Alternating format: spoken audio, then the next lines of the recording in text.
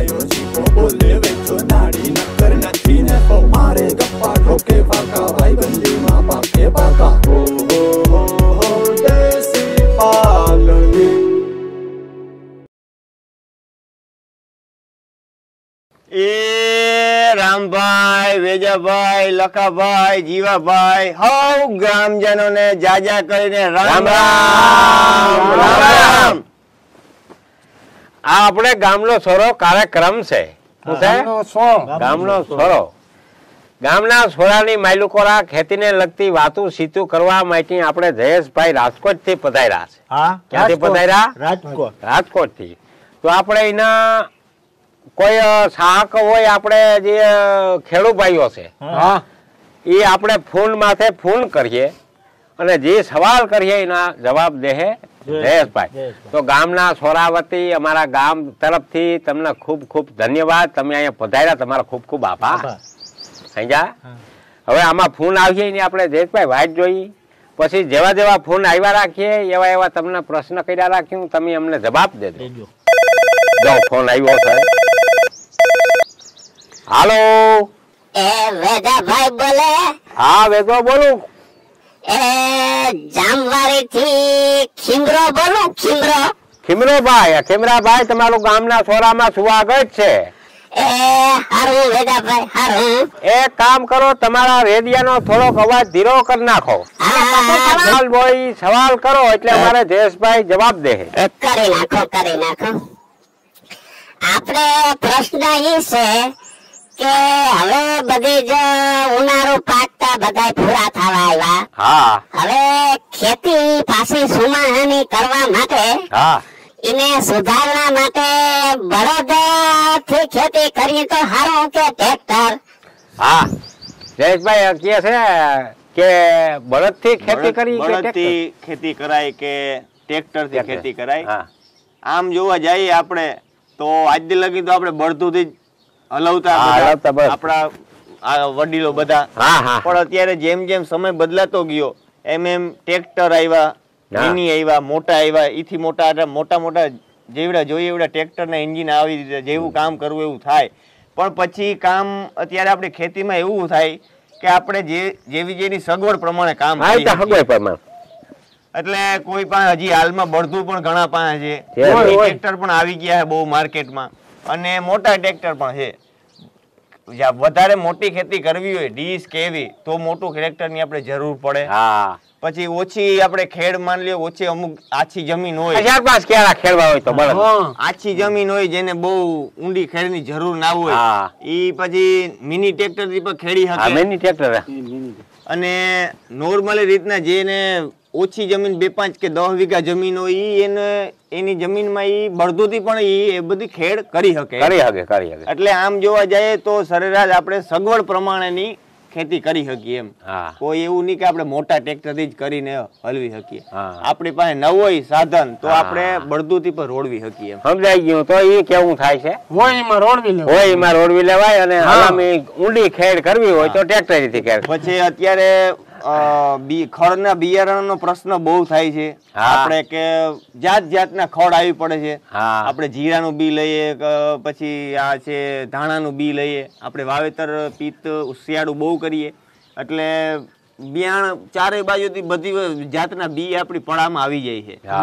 તો એના માટે અત્યારે લોકો શું કરે છે કે ડીશ મારે છે, મોટા ખેપા. આપણે અમુક ખેપા કીએ, અમુક ડીશ કીએ, અમુક ફાંગા કીએ. પછી જે હવ ની ભાષામાં જે કેતા હોય પણ ડીશ જે મારે છે એ ડીશે ઘણા મારે તો એ મોટા ટ્રેક્ટર થી મારવી પડે.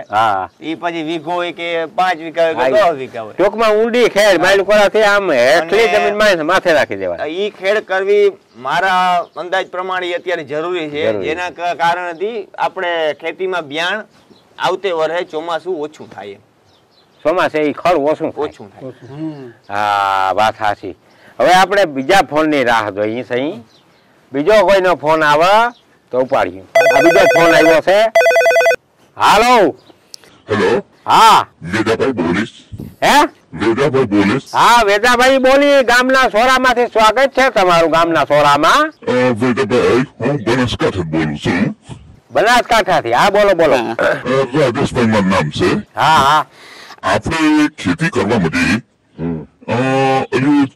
છાણિયું ખાતર વાપરો કે પછી આ ઓર્ગેનિક જે બધું નીકળે છે દવા વાળું એ ખાતર વાપરવું જોઈએ?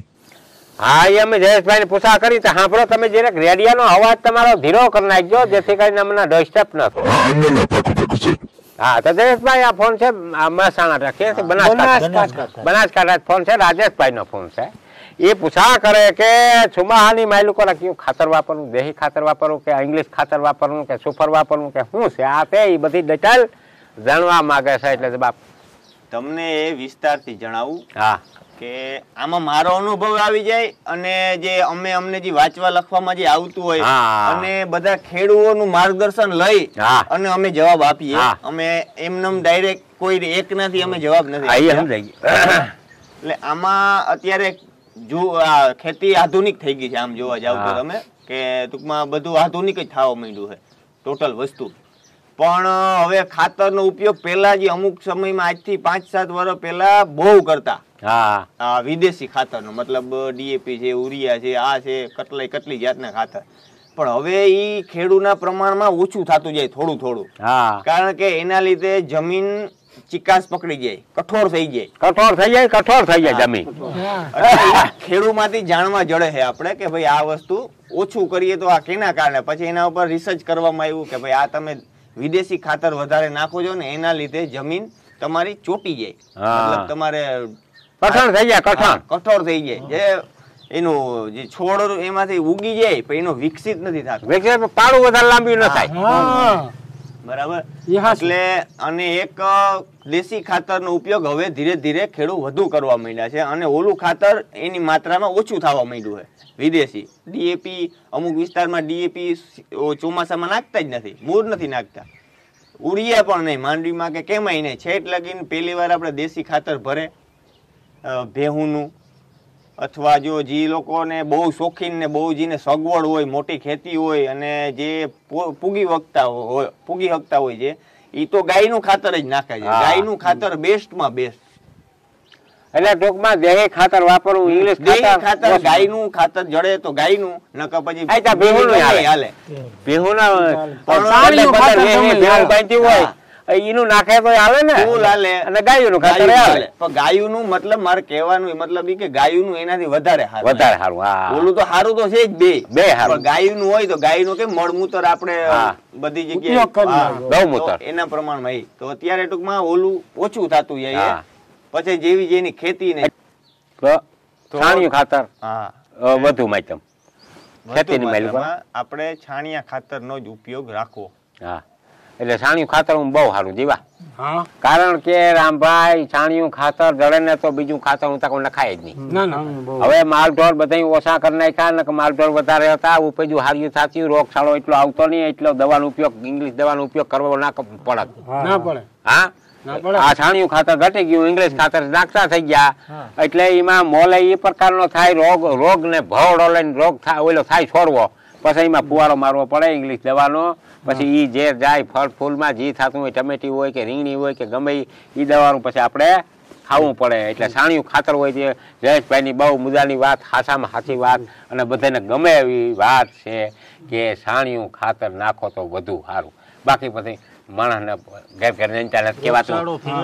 અને ઘણી બધી વાતચીત થઈ ગઈ છે લખા. અને ભાઈ હું નામ ભૂલી ગયો તમારું, જયેશભાઈ રાજકોટ થી આવ્યા છે.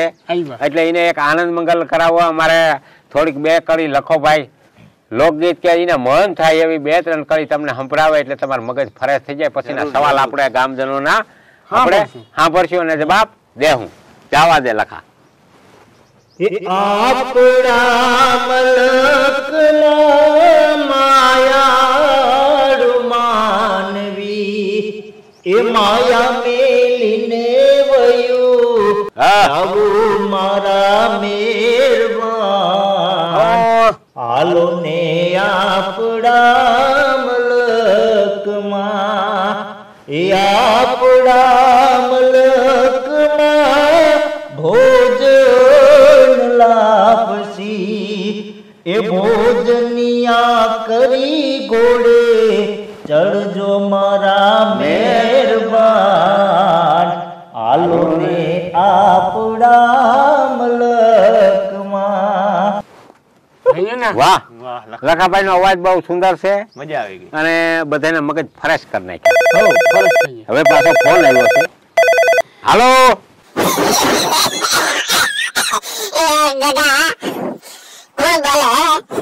એ વેદો બોલું, ગામનો છોરો કાર્યક્રમ માંથી.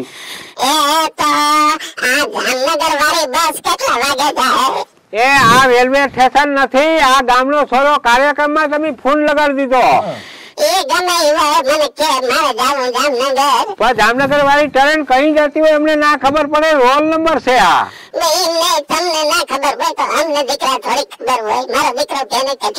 હું ન કહી શકું, અમારે આ કાર્યક્રમ છે અહીંયા સાહેબ આવ્યા રાજકોટ થી, આ છે અમે બધા ગામના છોરામાં કાર્યક્રમ ચલાવીએ છીએ, અને તમે મારા બાપ રજા લઈને કોક બીજાને ફોન કરો. અરે પણ આ તો કોક કલેકરી માયા લાગે. કાપી નહીં એટલા નામ ભૂલી જાય તમારો. જયેશભાઈ તમે રાજકોટ થી પધાર્યા છો, પણ આ છે ને એને કોઈ બિચારા રોલ નંબર લાગી ગયો, એનો વાક નથી. જામનગર ની ગાડી નું ભૂલ થતી હોય. હા એ તો બીજો કોણ? હાલો હા વિલાસપુર થી બોલું ભાઈ.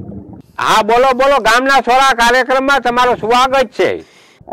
વેદાભાઈ આપણે મુંડો આવી જાય તો એનું કંઈક જો અમને જણાવો તો દરેક વધારે ફાયદો થાય. મુંડો ઓછો આવે ના આવે તો એના માટે કોઈ દવા હોય તો બતાવો અમને. હા હા હા ભરજો ને, તમારા રેડિયાનું જરીક વોલ્યુમ ઓછું કરી નાખજો, જેથી કરીને કડરાટી ન સંભળાય. હા હા ઓછો કરી નાખો. હા તમારું નામ ભૂલી ગયો. જયેશભાઈ આ જણાવે છે, અહીંથી વિલાસભાઈ થી ફોન છે, અને એમ કે છે કે મુંડો વધુ આવી જાય છે અમારી જમીનમાં. બધા ઘણી જગ્યાએથી મેં પણ સમાચાર સાંભળ્યા, આપણી જમીનમાં મુંડો આવે, એ મુંડો ખોતરતો જાય અને માંડવીના પાળિયા કાપતો જાય, ડેડવાડો આવે ડેડવો કાપી નાખે. એની કોઈ પણ દવા, કોઈ મુંડો ન આવે એવી પાયામાં કોઈ નાખ્યા જેવી કોઈ દવા હોય તો તમે. મુંડા વિશે તમને કહું કે મુંડા આજ લગીન કે મુંડા તો પેલે હતા. મુંડા તો કે હમણાં નવા આવ્યા એવું નથી, મુંડો હતો. મુંડો તો પહેલેથી જ આદુકાળથી મુંડા જ્યારથી ને આ વાવેતર થાય, મુંડા તો આપણે ખાતરમાં આવતા. અમુક જગ્યાએ મુંડો કહે, અમુક જગ્યાએ કીડો કહે, અમુક જગ્યાએ ચીંગો કહે, ઘણી બધા વિસ્તાર નામ બહાર ગામે બોલે. આપણે વધારે પૂરતો માંડવીમાં રંજાડ કરે છે, તો માંડવીમાં રંજાડ કરે એનું કારણ હવે કેમ થયું કે હવે શું કામ રંજાડ કરે છે એમ. તો આપણે અત્યારે માંડવી વવાઈ જાય એટલે આપણે હાથી હળ પેલા આપણે આગતા બળદું થી, એટલે પાટલા ખુંદાઈ ના જતા, મતલબ પાટલા ચીલો ના થઈ જતો. હવે આપણે શું કરીએ છીએ કે વડા ટ્રેક્ટર થી હાકી નાખી હાથી, બેલા ને જોટા, આપણે અમુક ભાષામાં જોટા કીએ, આ બાજુ બેલા કીએ આપણે. તો ઈ આપણે મોટા ટ્રેક્ટર થી પણ હાંકવા માંડ્યા. નાના તો ઠીક છે, પણ મોટા ટ્રેક્ટર સુધી હાંકવા માંડ્યા. એટલે એક વાર, બીજી વાર, ત્રીજી વાર હાલે એટલે પોળ થઈ જાય. માન લ્યો પાટલું જે હોય કઠોર થઈ જાય, ટૂંકામાં પાટલું કઠોર થઈ જાય, જેવા કઠોર થઈ જાય અને માથે પોળ જેવું થઈ જાય. એટલે મુંડો જે પોચી જગ્યા હોય એમાં જ હાલવાનું, એટલે એ પકડે હાર પકડે એટલે એને રસ્તામાં જે આવે આડું ઈ કાપતું જાય. આપણે એમ થાય કે માંડવીના છોડ ખાય, માંડવીના છોડ મુંડો ખાતો નથી, ધૂળ ખાવા હાટું આ બધું ઈ કરે છે. જો આમાં મને સમજવાનું જડી ગયું, આ હાર છે, હારમાં છોડવા ઉભા છે, એમાં તો આપણે હાથી નથી હાંકતા. પછી એમાં વરસાદ થતો થતો ઈ જમીન થોડી કઠોર થઈ જાય. કયો ભાગ? હાર વાળો. અને પાટલો છે ઈ પોસું રહીએ, કારણ કે બળદ હાથી હાંકતા. બળદ ના જે ખરિયું પડે ને એ પાછી રાપમાં આવતી જતી, જમીન હેરફેર થઈ જતી, બરાબર. અને દેહી ખાતર એટલે અળસિયું ધોમ હતું, એટલે પાટલું ખોલી નાખતું, આમ પોસું રૂ જેવું. એટલે મુંડો છે ને ધૂળ ખાય, પાટલામાં જવા કરે, પણ પાટલા માથે ટ્રેક્ટર ફરી ગયું હોય, કઠોર થઈ ગયું, એમનું નથી જવાતું, એટલે હારી સડે. હારી સડે જે આડું આવે બાકી નાખે. આનો ઉપાય નું કઈક વાત કરી દો. ઉપાયમાં આની દવા ઘણી બધી આવે છે, ઘણી કંપનીઓ એ દવા બનાવી છે. અમુક ટકા એમાં ટૂંકમાં સક્સેસ પણ ગયા છે. 90-80% જેવો એમાં સુધારો આવી જાય કે મુંડા સાફ થઈ જાય, કે વયા જાય, કે જે થતું હોય. પણ જે એનો દેશી ઈલાજ તો આપણે એક તો આપણે માંડવી વાવ્યા પછી આપણે જે આ ટ્રેક્ટર થી હાથી ઓછા હાકીએ, બળદું થી કે હાંકવાનું આપણે વધારે રાખીએ, અને દેશી ખાતર ભરવાનું રાખીએ. તમે વાત કરી આકડી દેશી ખાતર હોય, અળસિયા ના જે વેજાભાઈ કીધું ઈ સેમ, તો એનાથી આપણે ઓછું રાહત રહીએ મુંડા. અને વધારે એવું હોય તો હું ઓલું કઈ કે ઉરિયા ખાતર નો પણ ઉપયોગ ખેડૂત કરે છે, કે પાણી પેલા નાખી દઈએ અને અને પછી પાણી કાઢી દઈએ. એનાથી પણ અમુક ટાઈમ થાય એટલે મુંડા આફેડા વયા જાય એમ. હા, સાચી વાત, સાચી વાત. એ પણ પ્રદેશભાઈ, તમે આવ્યા અને અમને ખૂબ જાણકારી મળી. ગામનો છોરો સાંભળતા કાર્યક્રમના તમામ દર્શકોને ખૂબ ખૂબ જાણકારી મળી અને સારું કર્યું તમે આવ્યા હતી અને તમારું સ્વાગત. અને પાછા પણ કંઈક તમને બોલાવ્યું જરૂરથી. અને બધાને વિનંતી છે કે ખેતી જેમ બને એમ દેશી કરજો, ઇંગ્લિશ દવાઓનો ઉપયોગ ઓછો કરજો. અને કોઈ જાણતું હોય ખેતી બાબત, કોઈ સાહેબ એવા હોય જાણતા હોય તો આમાં અમે નંબર નાખ્યા છે નીચે, એમાં જોઈ અને મુલાકાત લઈ લેજો અને ગામના સોરામાં પધારજો, જેથી કરીને બીજા ખેડૂત મિત્રોને લાભ થાય એ જાણીને. એવું કોઈ દેશી દવા માટે કોઈ જાણતા હોય, દેશી ખાતર માટે કોઈ જાણતા હોય, ખેતીને લગતી કોઈ પણ બાબતમાં જાણતા હોય તો ગામના સોરામાં પધારજો અને કોન્ટેક કરજો. આમાં નીચે નંબર નાખ્યા.